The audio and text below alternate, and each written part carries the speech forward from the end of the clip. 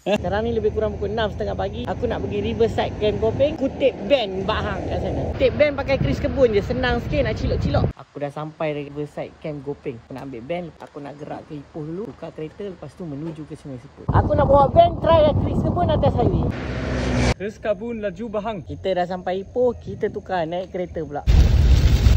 Aku sampai Kampung Cowboy, berhenti dan isi minyak sekejap. Ben dia penat, dia tidur. Sebab kan tadi hujan lebat, jadi aku berhenti dekat kedai yang lagi satu untuk beli makanan. Bekal untuk makan di kebun dengan Ben. Ben ni memang suka gila nasi lemak. Hari-hari makan nasi lemak pun tak apa dia cakap.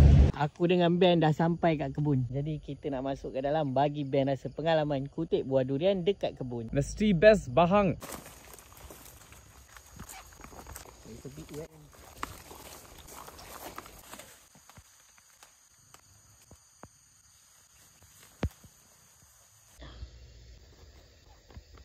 No, well, it smells alright. Yeah.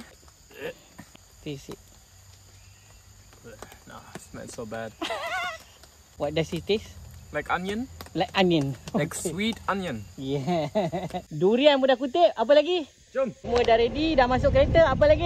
Jom. Jom. Aku dah settle dah dekat sini. Jumpa makcik aku dengan Ai. Ben. Jumpa lagi. Bye. Aku dengan Ben dah sampai dekat sini. Kedai Syahidin ataupun kedai Pak Dan Sungai Siput. Dah berhenti sekejap kat sini. Makan masakan kampung dia memang A lah. Makanan pun dah pilih. Macam aku kat sini, favourite aku adalah kerabu perut. Memang A. Dengan pucuk paku yang fresh. Pucuk tau, bukan ranting.